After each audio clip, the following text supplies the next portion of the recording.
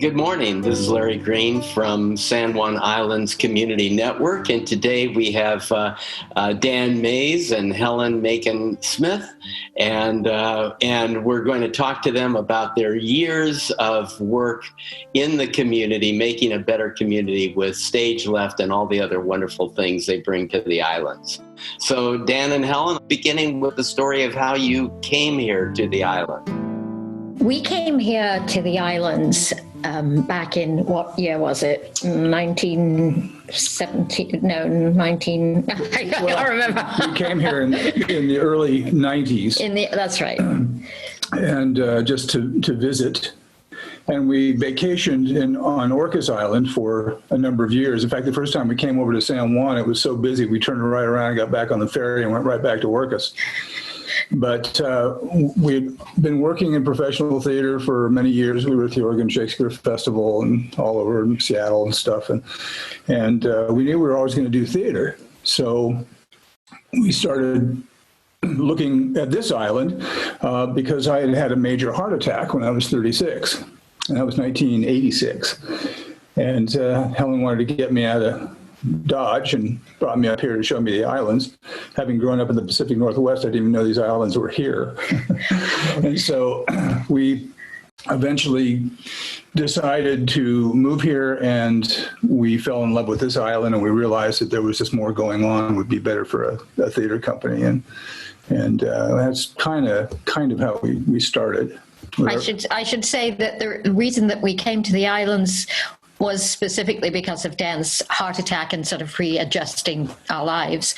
But at the time of his heart attack, a friend of mine who was also an actress in Seattle took me to Lopez Island for a day trip to get me to try and relax because I was a real mess. And that's what started it. And when Dan got better, I brought him up here for a weekend. And then we just went from there. We just fell in love with the place, like so many other people. We didn't start right away because we bought this piece of property and we were building on it, and we were doing all the building ourselves. So that first year, we were building this house, and the other spaces, the other buildings, and the rehearsal space and all that kind of stuff. So we were rehearsing. The first year we did start doing things. We were kind of moving around rolls of insulation and So, and still getting water from the middle of the field, I think. There was a lot of stuff going on like that. So there's a lot of that whole thing going on as well, building the house and trying to mount a production. And in fact, and then finally I had to get a job because we ran out of unemployment. And so I went to work for Brown's when we were still downtown, Brown Lumber. And the lumber industry seemed to help us in a number of other ways too, because the first indoor show we did at Pope Lumber. Which has most recently been the sewing shop, the arts and crafts store. Yeah. Right.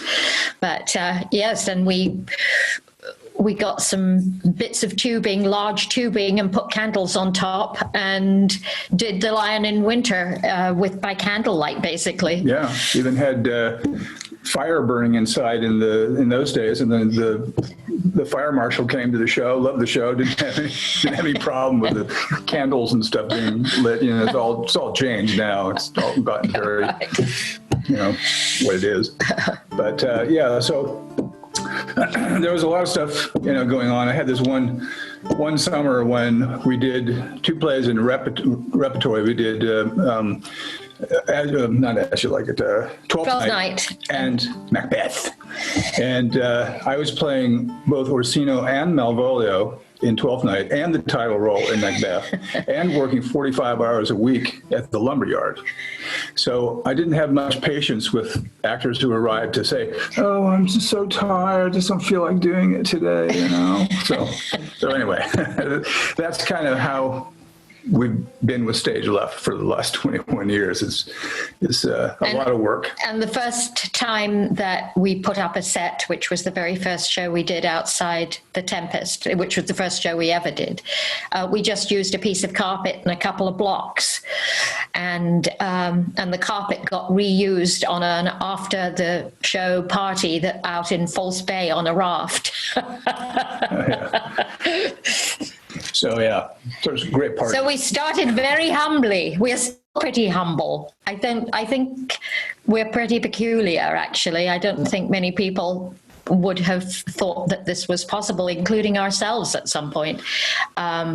It's just gathered momentum, and it's come to be a most wonderful part of living on the island. I mean, we feel so blessed to be here and to have the community that we have. It's so supportive, and I mean, all the unsung heroes that help us along the way, having a board that's doing money things and having people come and volunteer their time to build these huge sets now. I mean, much bigger than we ever anticipated. Yeah, we've had some of the best builders on the island. Yes. And of course, part of that is they start building a set, they feel like they're building a house. Right. And theater sets are, should be more ephemeral. Yes, they're a bit more made out of ticky-tacky. I mean, they have to be safe, but, they don't have to, have to land a helicopter on the stage or anything. So, although the building department seems to think that they do.